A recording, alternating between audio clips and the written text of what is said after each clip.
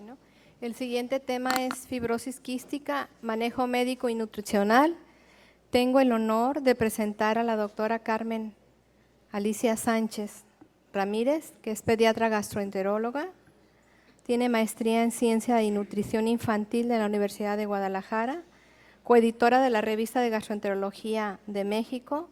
Es profesor e investigador de la Universidad de Colima y tiene su consulta privada. Bienvenida, doctora Sánchez.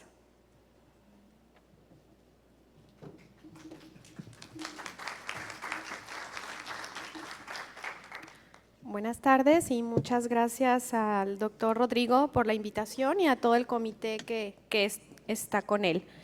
Como bien dijo la doctora Eli, me tocó presentar pues fibrosis quística, manejo médico y nutricional. Traigo solamente casuística de México. Estos son datos de la Asociación Mexicana de Fibrosis Quística, donde se describe que hay nacen alrededor de 400 niños en México cada año con fibrosis quística. Sin embargo, sabemos que tenemos problemas de recursos y de infraestructura y solamente de este número el 15% son diagnosticados con vida y el resto fallece sin diagnóstico antes de cumplir los 4 años de edad, generalmente por problemas de tipo respiratorio y desnutrición. Actualmente hay 3,000 niños con fibrosis quística en México y no todos tienen acceso a un tratamiento especializado y gracias al diagnóstico precoz y las mejores formas de tratamiento se espera y se está viendo que pueden irse diagnosticando mayor número de pacientes y obviamente con esto es permitir una mejor calidad de vida y un pronóstico mejor.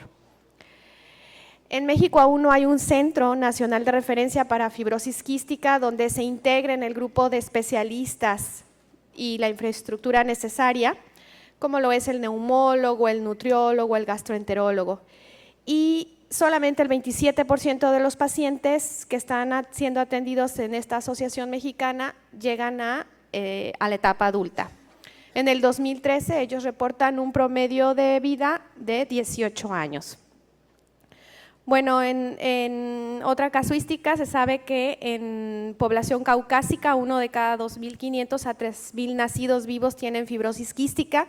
Por ejemplo, en Noruega se reporta 1 en 2,000 y poblaciones como Japón 1 en 500,000. Aquí, bueno, igual y no van a poder ver bien, pero son algunas de las mutaciones que se han estudiado aquí en población mexicana. Obviamente Delta F508 ocupa el primer lugar, también es la más frecuente como podemos ver aquí en nuestro país. Y bueno, es algo que ya sabemos, es una enfermedad hereditaria, se hereda de forma autosómica recesiva, el defecto está en el brazo largo del cromosoma 7 y cuando hay fibrosis quística hay una mutación en el gen que codifica el factor regulador de conductancia transmembrana y sabemos que hay un flujo anómalo de iones cloro. Este gen se encuentra en el epitelio de varios tejidos, como es el intestinal, el respiratorio, y bueno, conlleva a diversas entidades clínicas, como vamos a ver a continuación. Sabemos que la secreción se hace más viscosa, ¿verdad? Y va a haber obstrucción por ejemplo, del conducto pancreático o los conductos en bronquios. Por ejemplo, aquí podemos ver, dependiendo de las etapas del ciclo de vida, las entidades gastrointestinales que con más frecuencia podemos ver. Por ejemplo, en el recién nacido, iliomeconial, ictericia prolongada y así sucesivamente mientras va avanzando la edad cronológica de los niños y podemos ver que entre ellos obviamente pues la falla de crecimiento o la desnutrición ocupan un lugar importante dentro de las patologías o las comorbilidades asociadas. ¿Cuáles son los mecanismos por los que estos niños se desnutren? Obviamente es una desnutrición secundaria, sabemos que hay distintos mecanismos, por ejemplo, disminución de la ingesta y en esta, bueno, podemos tener entidades como la propia anorexia o hiporexia, que es muy frecuente verlos en niños que se acompañan con anemia ferropénica. Si tienen entidades como ERG, pues puede haber disfagia y esto también va a alterar el apetito en estos niños. Sabemos que también los requerimientos en algunos eventos de agudización o de infecciones pues van a estar incrementado y esto también puede conllevar a una desnutrición. El aumento de las pérdidas, si se conoce que aproximadamente del 80 al 95% de los niños con fibrosis quística pueden tener insuficiencia pancreática y entonces con esto tener esteatorrea y ir a un cuadro de malabsorción, así como disminución de la utilización. Bueno, ¿por qué es importante los aspectos nutricionales? Porque bueno, así como es importante tratar, por ejemplo, los problemas respiratorios, se sabe que el estado nutricional, si es un buen estado nutricional, la progresión de la enfermedad respiratoria va a ser menor, va a mejorar la calidad de vida de estos pacientes y pueden llegar a tener mayor sobrevida. No existen razones para aceptar el déficit nutricional como parte de la enfermedad de fibrosis quística. ¿Por qué? Porque los genotipos que ya están descritos para FQ no codifican, por ejemplo, para talla baja, para retraso de la pubertad o para fallo del crecimiento. Aquí, por ejemplo, este es un estudio donde podemos ver que hay una correlación francamente positiva con el marcador FEV1 y el percentil del índice de masa corporal. Si nosotros vemos cuando el percentil del índice de masa corporal es el 50, este parámetro respiratorio tiene un 90%. Sin embargo, si este percentil va disminuyendo, pues el compromiso respiratorio es aún mayor. La gran pregunta es todavía, bueno, ¿el estado nutricional mejora la función pulmonar o el que haya una función pulmonar adecuada contribuye a un mejor estado nutricional? Bueno, se cree que hay controversia aún en esto, pero se cree que es el primero. Entre mejor es el estado nutricional, mejor va a ser la función pulmonar que van a tener estos pacientes. Y por ejemplo, para esto traigo este estudio. A los 3 años de edad midieron indicadores como peso para la edad, talla para la edad y el porcentaje de peso ideal a los 3 años. Y estos niños fueron evaluados a los 6 años y ellos encontraron que aquellos niños que tenían estos indicadores por abajo del percentil 5, a los 6 años de edad presentaban los valores más bajos de FEV1, comparado con aquellos niños que tenían a los 3 años de edad, estaban en percentiles muchísimo más altos. No sé si lo alcancen a ver, pero aquí traigo un trabajo recientemente publicado donde estos autores tratan o ellos proponen este modelo de cómo hay una interacción entre lo que es el problema respiratorio y la enteropatía en la fibrosis quística. Y bueno, sabemos que hay, como decíamos, una disminución del aclaramiento de las secreciones, estas son más viscosas.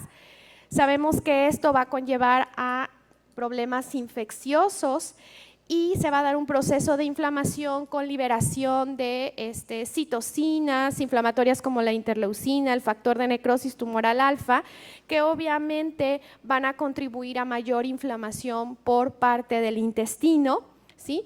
Y a su vez, al haber también una enteropatía y mayor inflamación, esto también se relaciona con la inflamación que hay a nivel pulmonar. Inclusive se cree que uno de los mecanismos es la deglución, ¿verdad?, de secreciones y de todo este proceso inflamatorio, y obviamente ya está demostrado que sí existe una interacción entre estos dos órganos, o más bien sistemas, y que esto también contribuye a una desnutrición.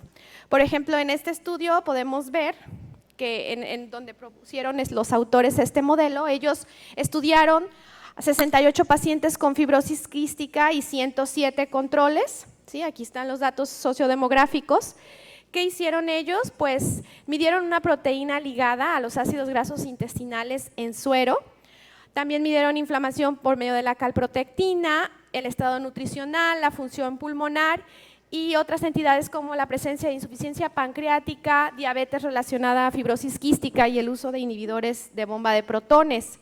Y nosotros podemos ver aquí cómo significativamente en la fibrosis quística esta proteína, ¿sí?, que está ligada y asociada con inflamación intestinal, está francamente elevada en los pacientes con fibrosis quística versus control. Y aquí podemos ver también cómo hay una correlación inversa con la función pulmonar y también cómo este marcador inflamatorio intestinal se encuentra más elevada, por ejemplo, en pacientes con fibrosis quística con diabetes relacionada a la fibrosis quística, muchísimo más elevadas en aquellos pacientes con insuficiencia pancreática o en aquellos que usaban o utilizan inhibidores de la bomba de protones. Entonces, ¿qué concluyen ellos? Que hay daño al enterocito e inflamación intestinal en pacientes con FQ, como conocemos como enteropatía asociada a la fibrosis quística, y lo que les comentaba que se correlacionaba esa enteropatía de manera inversa con el daño respiratorio. Cuestiones que ya se han publicado en otros artículos anteriores. Bueno, también, por ejemplo, encontré este otro artículo donde asocia lesiones intestinales, microbioma y cirrosis en pacientes con fibrosis quística. Se reporta que la cirrosis ocurre en alrededor del 5 al 7% de los pacientes con esta entidad, y ellos hicieron 2 grupos de estudio, 11 sujetos con cirrosis y 19 sujetos con fibrosis quística, pero sin cirrosis. Bueno, para poder explicar la asociación, ¿verdad?, eje intestino-hígado, sabemos, como ya habíamos dicho, que hay una inflamación de la mucosa intestinal, esto va a conllevar a un sobrecrecimiento bacteriano, aumenta la permeabilidad intestinal, hay translocación bacteriana, esto va a llevar a una inflamación hepática, lo que va a conllevar a una fibrogénesis y si esto se perpetúa a una cirrosis. En este estudio ellos trataban, el objetivo era encontrar lesiones intestinales macroscópicas, inflamación intestinal, permeabilidad intestinal y caracterizar la microbioma fecal en estos 2 grupos, con y sin cirrosis. Aquí están los pacientes y las edades, y bueno, incluyen algunos niños. Les dieron cápsula endoscópica y ellos utilizaron el sistema de Maiden, y aquel que tuviera más de 4 en el puntaje se consideraba que tenía un daño intestinal. También midieron la permeabilidad intestinal por la relación de excreción urinaria lactulosa-manitol y la calprotectina, así como la caracterización de la microbioma. ¿Cómo determinaron insuficiencia pancreática? Pues ya conocemos y más adelante vamos a hablar de los métodos diagnósticos que tenemos para ello. Y la cirrosis se definió en aquellos niños donde se encontraban datos clínicos de hipertensión portal o por biopsia hepática encontraban lesiones compatibles con cirrosis. Bueno, nada más rápidamente para mostrarles que, por ejemplo, aquellos niños que tenían cirrosis tenían un estado nutricional más afectado, lo que es el puntaje Z de peso para la talla y de talla para la edad en relación a los que no tenían cirrosis asociada. También, por ejemplo, podemos encontrar, y esto es obvio, ¿verdad?, las cifras de aminotransferasas eran significativamente mayores en los niños con cirrosis que los niños sin cirrosis. Por ejemplo, algo también que ellos encontraron, que aquellos niños con cirrosis tenían un tránsito intestinal más prolongado, y fue esto significativo, como podemos ver. Y, por ejemplo, lo que fue los niveles de calprotectina entre un grupo y otro no fue significativo, pero no por eso dejan de no estar elevados en ambos grupos. Estas son las imágenes que ellos reportan y su sistema que utilizaron, y también ellos encontraron de manera significativa más lesiones endoscópicas en intestino en los pacientes con cirrosis que sin cirrosis. Bueno, esto nada más fue para esquematizar cómo efectivamente hay una interacción entre varios órganos y sistemas y cómo esto contribuye y puede contribuir a una desnutrición en los pacientes con fibrosis quística. Dentro de la valoración nutricional, bueno, debemos de tratar de que estos niños tengan un crecimiento normal, ¿sí? Tenemos que estar monitorizando el crecimiento, dar consejería e inclusive intervención nutricional. Y es muy importante el papel preventivo que podamos tener, esto es detectar de manera muy temprana un crecimiento subóptimo. Las guías nos dicen que de preferencia se deben evaluar cada 3 meses, pero en niños con riesgo nutricional vamos ahorita a ver que van a tener que ser más frecuentes estas evaluaciones. ¿Qué tenemos que hacer dentro de nuestra evaluación nutricional? Obviamente realizar mediciones, ¿verdad? Todo lo que es antropometría básica, peso, talla, ahorita vamos a ver, calcular índice de masa corporal. Es muy importante evaluar la composición corporal, sobre todo hacer plicometría, y medir la circunferencia media de brazo para calcular áreas muscular de brazo, área grasa de brazo, que nos va a permitir verificar las reservas grasas y musculares que tienen estos pacientes. Hacer la evaluación bioquímica, evaluar aspectos psicosociales, de conducta alimentaria, la relación o la interacción entre los padres y los niños, porque a veces puede ser un reto muy difícil, ¿verdad?, poder alimentar a estos niños, y verificar siempre la adherencia que se tenga al tratamiento. Aquí les pongo, por ejemplo, pues nos dice cuándo hay que hacer estas mediciones y cada cuándo o con qué periodicidad se deben hacer, ¿sí? Y podemos encontrar lo que les decía, que debemos hacer antropometría que nos permite evaluar composición corporal. ¿Cuándo se deben evaluar estos niños o cuándo debe ser evaluado por el gastroenterólogo y el nutriólogo? Pues en los primeros 12 meses después de que se hizo el diagnóstico, o en los primeros 12 meses de vida si el diagnóstico se hizo de manera prenatal. Es muy importante evaluarlos también, son etapas importantes que no se deben dejar ir en el periodo peripuberal, a los 9 años aproximadamente en las niñas y entre los 11 y 12 en los niños. Y obviamente el periodo puberal. Bueno, ¿y qué indicadores antropométricos? Si ustedes se fijan, este consenso es del 2002. Ellos ahí reportan que, bueno, uno de los indicadores que hay que determinar es el índice de masa corporal, el porcentaje de peso ideal y peso para la talla.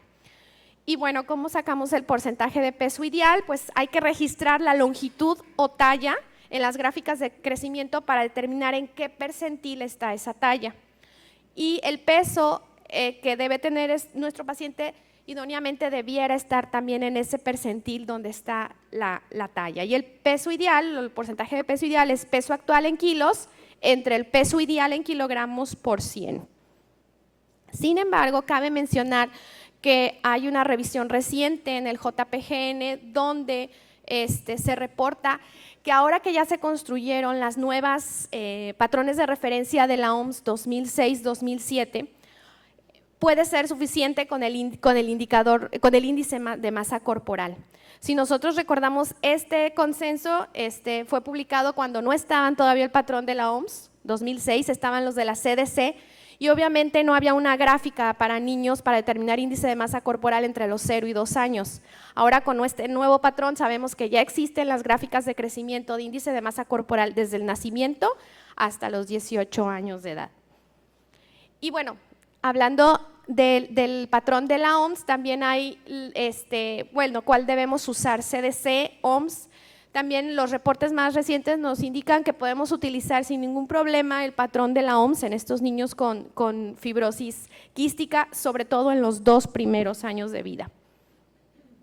Esta es una manera de clasificar el estado nutricional de pacientes con FQ. Puede ser adecuado, en riesgo o desnutrido. Tenemos la talla, peso para la edad, peso para la talla e índice de masa corporal. Y podemos… Ay, perdón, se me movieron, pero bueno, podemos darnos cuenta que adecuado es cuando la talla está normal, el peso para la edad es mayor o igual al 90%, peso para la talla está arriba del percentil 25 y el IMC está arriba del percentil 25, y bueno, ahí nada más tenemos que estar monitorizando al paciente. En riesgo es, bueno, cuando estamos evaluando talla, hay que sacar la talla blanco familiar, y obviamente si el percentil que nosotros estamos detectando está por abajo del percentil que debiera tener por talla blanco familiar, es un paciente donde tiene una talla menor al potencial genético. si ese peso para la edad es mayor o igual al 90%, pero ha habido pérdida de peso reciente o, o no nos ha ganado peso recientemente, y tanto el peso como para la talla como el índice de masa corporal se encuentran entre el percentil 10 y 25, hay que evaluar más de cerca a este paciente y ya es indicación de iniciar suplementación dietética. Y desnutrición es cuando tenemos una talla por abajo del percentil 5, cuando el peso para la edad es menor del 90%, peso para la talla e índice de masa corporal están por abajo del percentil 10 y ahí es donde ya se debe iniciar una rehabilitación nutricional. Esto que tenía aquí, bueno, va aquí. Por ejemplo, en riesgo, aparte de todo esto que les menciono, es también si, por ejemplo, los pacientes ya están en la etapa de la adolescencia y encontramos que tienen una pubertad retrasada, entonces son pacientes que entrarían, si cumplen con todo esto y pubertad retrasada, ya están en riesgo nutricional. Dentro de la evaluación nutricional, bueno, aparte de la antropometría, de la evaluación de composición corporal, hay otros aspectos que debemos tomar en cuenta. Uno de ellos es la salud ósea. Sabemos que la vitamina D es una vitamina liposoluble y si hay insuficiencia pancreática puede haber mala absorción de esta vitamina D. Y bueno, las indicaciones es que se debe de hacer DEXA en mayores de 8 años que cumplan con los siguientes criterios: que vayan a ser sometidos a trasplante, que tengan una enfermedad pulmonar grave, que existe el antecedente de fracturas no traumáticas, aquellos niños que tengan uso prolongado de esteroides, sobre todo por su problema pulmonar, o que estén con pubertad retrasada. Obviamente ya en las edades en donde debieran iniciar la pubertad. Aparte de indicar DEXA en esa edad y con esos criterios, anualmente se deben hacer determinaciones séricas de calcio, de fósforo, de hormona paratiroidea y de los niveles de 25-hidroxivitamina D. Sabemos que actualmente hay un problema grave en México de deficiencia, insuficiencia de vitamina D en los niños, y estamos hablando de niños sanos, ¿verdad? Entonces imagínense este problema. Faltan estudios para hacer en niños con fibrosis quística, pero muy seguramente el problema pueda ser aún mayor por su patología de fondo. Tenemos también que evaluar y siempre estar pendientes si ya existen datos de insuficiencia pancreática, que estaría dado por signos y síntomas de mala absorción, como evacuaciones malolientes, grasosas, la pérdida de peso, dolor abdominal, etcétera. Y entonces en ellos hay distintas maneras de determinarlo. Puede ser por medio de la determinación de la tasa fecal, la cuantificación de grasa fecal de 72 horas, el tripsinógeno inmunorreactivo en mayores de 8 años o inclusive con la determinación sérica de vitaminas liposolubles. Si están disminuidas, pues esto obviamente sería un criterio para pensar en insuficiencia pancreática. Cuando hablamos de insuficiencia pancreática, les decía yo que en la literatura está entre el 80 y 95% quien lo pueden desarrollar los niños con fibrosis quística. Y es muy importante saber el genotipo de estos niños porque hay mutaciones descritas, ¿verdad?, que ya están asociadas con insuficiencia pancreática, como son estas. Y se sabe que un niño que tenga un alelo, ¿verdad?, con una mutación como por ejemplo la delta F508, pero tenga no el otro alelo, alguna de estas otras mutaciones, puede conferir protección para insuficiencia pancreática. Dentro de la determinación de las vitaminas y de algunos micronutrimentos, pues no me voy a detener, ya sabemos todos los signos y síntomas de deficiencia de las vitaminas. Aquí, por ejemplo, nada más comentarles que el hierro, siempre que estemos ante un niño con problema de hiporexia, hay que siempre sospechar una anemia ferropénica y hay que determinar hemoglobina, hematocrito, ferritina, etcétera. Y el zinc, cuando estemos ante un niño que ya tenga más de 3 meses y que no tenga un crecimiento lineal, bueno, se dice que se pudiera empíricamente utilizar o iniciar la suplementación. En cuanto a la insuficiencia pancreática, bueno, se sabe que la terapia con enzimas, de reemplazo con enzimas pancreáticas es una piedra una cuestión muy importante en el tratamiento, ¿sí? Esta es la pancreatina, que es una mezcla de enzimas como lipasa, milasa y proteasa. Se sabe que se debe de administrar antes de cada tiempo de comida y en colaciones, que es muy importante dar algunas recomendaciones, como que se ingiera antes de los alimentos y que no se debe de masticar y guardarse a temperatura ambiente, porque se sabe que si están expuestos a temperaturas altas se inactivan. ¿Cuándo no se deben de consumir las enzimas pancreáticas? Pues en un paciente que esté en ayuno, en caso de que la cantidad de comidas vaya a ser muy pequeña o las bebidas tengan menos de la mitad de lo que contiene una porción de leche, o por ejemplo la ingesta de bebidas como el té, café o goma de mascar. La dosis, pues ya lo sabemos todos, es 1000 unidades de lipasa por kilo por comida, por tiempo de comida en los menores de 4 años y 500 unidades de lipasa por kilo por comida en mayores de 4 años. Como ustedes ven, pues a mayor edad es menor el requerimiento de unidades por kilo, y esto es porque, bueno, se sabe que un lactante, por ejemplo, puede ingerir 5 gramos por día de grasa, mientras que un niño mayor de 2 años 2 gramos por kilo. Y si están recibiendo un sucedáneo de leche materna, la dosis es de 2000 a 4000 unidades por cada 4 onzas que se ingieren. Algo muy importante es que si se considera que va a ser prolongada el tiempo de comida, ¿verdad?, como en una fiesta, etcétera, pues se tiene que consumir antes y a la mitad de esa comida. No, como decía, no se deben de masticar. Arriba de los 3 años se puede enseñar a los niños a deglutirlas, ¿verdad?, con estos dulces. Se les hace fácil a los niños aprender. Si se les olvida un tiempo de comida, haber administrado las enzimas en un tiempo de comida, no se debe sumar con el requerimiento de enzimas del otro tiempo de comida, sino simplemente dar la dosis que corresponde para ese tiempo de comida. Y lo que ya les decía, pues no exponer al sol o a temperaturas muy altas. Otra cuestión también a cuidar cuando están con enzimas pancreáticas es que no deben de recibir, lo ideal es que no reciban más de 2500 unidades de lipasa por kilo, 6000 por el riesgo que tienen de desarrollar una colonopatía fibrosante, que ya se conoce que ese es uno de los efectos secundarios, y que cuando estén con esta dosis, más de 2500, antes de pensar en aumentar la dosis de las enzimas, son varios aspectos que se tienen que tomar en cuenta y verificar, y ahorita vamos a hablar de ello.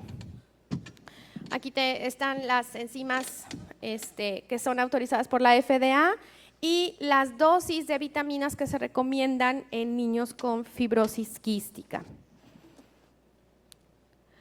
Otras medidas nutricionales, bueno, lo que se recomienda y en la literatura viene es que la ingesta requerida de energía debe ser entre el 120 o el 150%, hay inclusive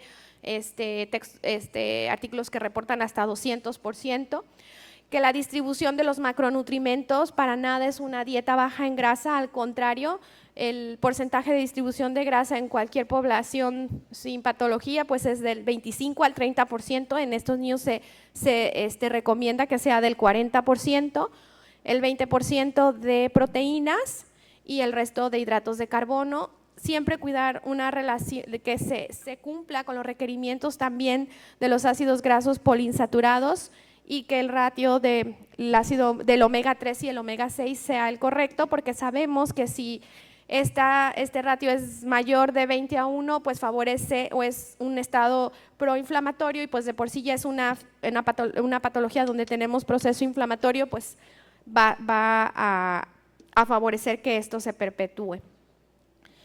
Se deben de ese requerimiento que sean de 5 a 6 tiempos de comida, y se puede aumentar la densidad calórica de la leche materna si están recibiendo lactancia materna. No contraindica que los niños lactantes sean alimentados a lactancia materna, o también aumentar la densidad calórica de los sucedáneos de leche materna.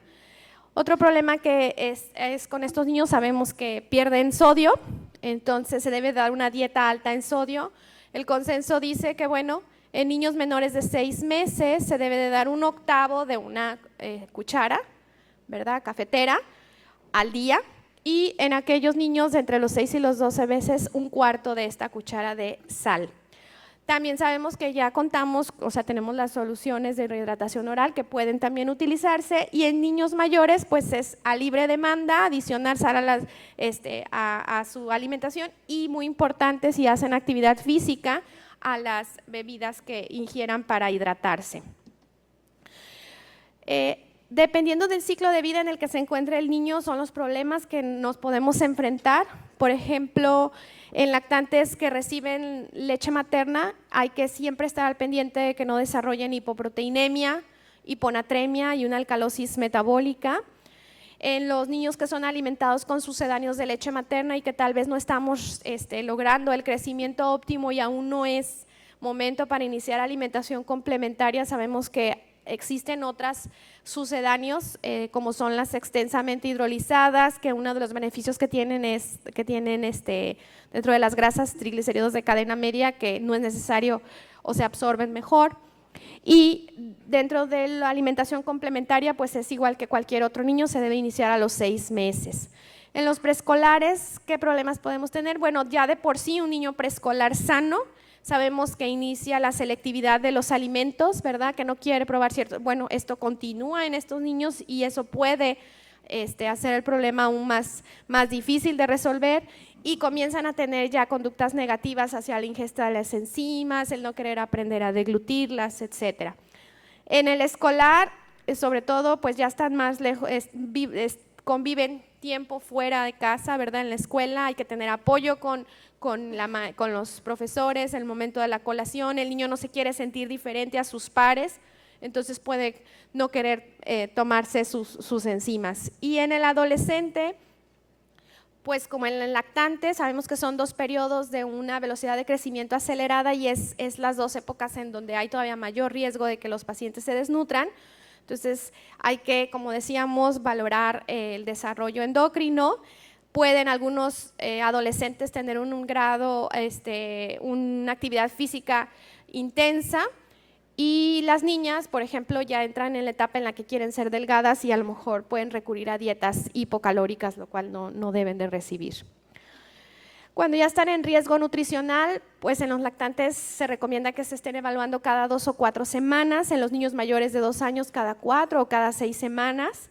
Siempre tomar en cuenta si existen factores médicos que estén condicionando el que estén en riesgo nutricional, como la enfermedad por reflujo gastroesofágico, pensar en la diabetes relacionada a fibrosis quística, si ya se está desarrollando una enfermedad hepatobiliar, si hay sobrecrecimiento bacteriano, y también pues estar muy atentos de no dar más de esta dosis que pudiera condicionar una colonopatía fibrosa. Aquí les traigo, por ejemplo, el algoritmo, ¿verdad?, de 2 consensos. El de la izquierda es una revista chilena del 2009, donde ellos en esta tabla pues nos dicen las causas de mal progreso ponderal que siempre tenemos que tomar en cuenta antes de pensar en aumentar la dosis de las enzimas. Y por ejemplo, es el algoritmo que se recomienda, está publicado en el JPGN. Por ejemplo, ¿qué va a pasar si tenemos un niño que ha perdido peso o que no gana peso? Primero que nada es verificar, ¿tiene enfermedad respiratoria, sí o no? Si tiene enfermedad respiratoria, pues tratarla. Si no tiene, entonces voy a buscar signos y síntomas de malabsorción, ¿verdad? Si no las tiene, entonces, ¿qué tengo que verificar? Bueno, tengo que verificar si realmente está tomando las enzimas como debe, si las está almacenando como en las temperaturas que debe de ser, que no las esté masticando. Y si tiene… Ay, perdón, es que ni yo veo. Bueno, creo que sin ver el algoritmo les voy a decir, bueno…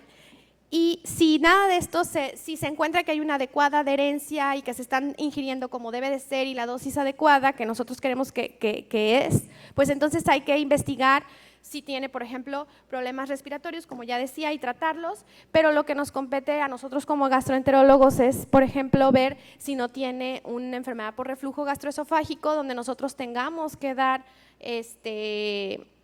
inhibidores de bomba de protones o antagonistas H2 para disminuir el pH ácido. Por ejemplo, si tenemos problemas con una mayor acidez o un pH mayor de 5.5 en duodeno, que sabemos que los niños pueden desarrollar insuficiencia pancreática y hay menor secreción de bicarbonato, pues entonces al haber un pH ácido, estas enzimas no se van a activar. Sabemos que para que se activen debe de ser el pH mayor de 5.5, entonces ese pudiera ser el problema de por qué nuestros pacientes no están respondiendo como nosotros quisiéramos. Lo que decíamos, si tiene sobrecrecimiento bacteriano, pues evaluarlo y dar tratamiento con antibióticos o pensar inclusive en otras patologías asociadas a como es la enfermedad celíaca o la diabetes relacionada a la fibrosis quística. También, pues no todo es patología, hay que ver si los papás están teniendo dificultad para administrar las enzimas a los lactantes, los factores psicológicos sociales que ya habíamos mencionado en las diferentes etapas de la vida de los niños, que exista un apoyo de las instituciones educacionales o ver si el niño está negándose a recibir el tratamiento.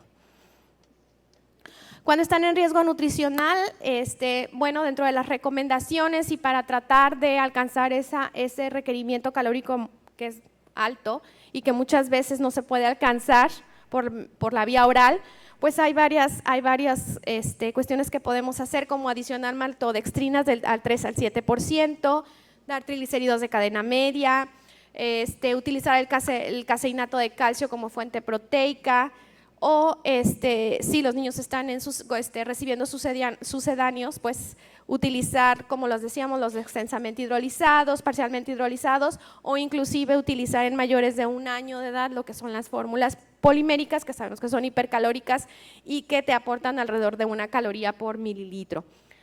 Otras recomendaciones generales, bueno, pues tratar de que el niño le unte mantequilla al pan, ¿verdad? Le ponga chocolate fundido a las frutas, consuma frutas en almíbar, helados cremosos, o sea, tratar de que esta dieta sea hipercalórica y libre. También verificar que no se esté ingiriendo en gran cantidad volúmenes de jugos, de refrescos, que obviamente me van a desplazar lo que es el aporte que me pueden dar otros alimentos con mayor caloría y nutrimentalmente más adecuados. Con esto de la moda de consumir alimentos light, pues ver que no estén consumiendo estos productos los niños, que no se estén brincando algún tiempo de comida, y una manera más concreta o objetiva de poder demostrar esto a los padres, porque a veces lo pueden negar o no reconocer, es la aplicación de encuestas dietéticas donde tú puedas calcular cuánto te está consumiendo de energía, si realmente te está consumiendo la cantidad de grasa y de proteínas que debe de consumir. Y lo que decíamos en niños que no tengan poco apetito, que esa sea una de las quejas de los padres, pues siempre pensar en si no están cursando con una anemia ferropénica, descartarlo, o inclusive con entidades como constipación. Bueno, entonces cuando están en riesgo de desnutrición hay que optimizar la alimentación habitual, dar estas recomendaciones, vigilarlos por 1 mes. Ya decíamos el apoyo nutricional, sobre todo con suplementos, en qué condiciones o bajo qué criterios se da, y si esto no tenemos éxito, pues iniciar los suplementos, y si esto tampoco, los pacientes no nos responden a esto, pues hay que pensar en nutrición enteral. Si se cree que puede ser por abajo de 2 meses el apoyo, pues puede ser vía nasogástrica, pero si se piensa que va a ser más tiempo, que seguramente en la mayoría de los casos lo es, pues se tiene que optar por otra vía, como sería la gastrostomía.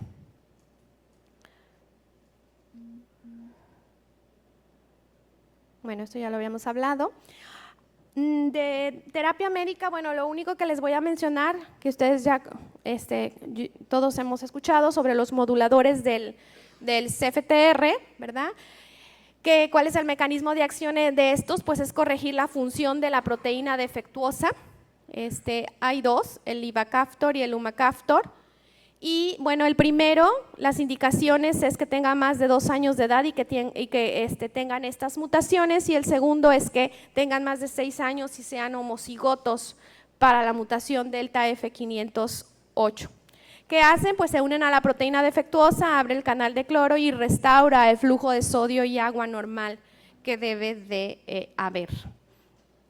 Hay una, ya no lo traje, pero encontré un artículo en el 2015 o 2016, no recuerdo, del JPGN, donde reportan el caso de una niña de 12 años que le dieron ivacaftor y a los 2 años que la evaluaron, bueno, la estuvieron evaluando, pero bueno, a los 2 años ellos encontraron que hubo un incremento de peso y de masa muscular significativo, que de estar los electrolitos en sudor por arriba de 100, se habían descendido a 30 y esta niña tenía datos tomográficos de esteatosis hepática y de biopsia, y a los 2 años de que volvieron a evaluar con estos métodos de diagnóstico encontraron que esa esteatosis hepática había mejorado significativamente. Bueno, dentro de las conclusiones, ¿qué podemos decir? Que estos niños deben de recibir una dieta hipercalórica e hiperproteica, ¿sí? Que muchas veces tenemos que utilizar técnicas como aumentar la densidad calórica de las fórmulas, de la leche materna, prescribir suplementos. Aquí hay que tener mucho cuidado si se va a prescribir alguna fórmula polimérica, que se prescriba, pero no con la intención de que sustituya un tiempo de comida, sino de preferencia indicarlo antes de que se vaya a acostar para que no supla la cena o la comida, etcétera. Siempre en niños con insuficiencia pancreática, pues dar terapia de reemplazo con enzimas pancreáticas, y si por ejemplo se tiene la sospecha de insuficiencia pancreática porque ya presenta síntomas y apenas se va a hacer la determinación de esta, ahí sí está indicado iniciar en lo que están los resultados para determinar con mayor precisión si tiene o no insuficiencia pancreática, pero pues si tiene síntomas de mala absorción, claro que lo va a tener. Siempre promover un óptimo crecimiento y desarrollo para que mejore la calidad de vida, tenga una mejor fuerza muscular y mejore el pronóstico y expectativa de vida. Y pues algo que ahí no puse en las conclusiones, pero que creo que es importante, es que si no nos están respondiendo a las enzimas antes de subir la dosis, y más si ya se llegó al tope, verificar que no estén otras comorbilidades asociadas o algunas otras conductas psicológicas y sociales del entorno del niño o del propio niño que estén afectando la adherencia al tratamiento. Muchas gracias.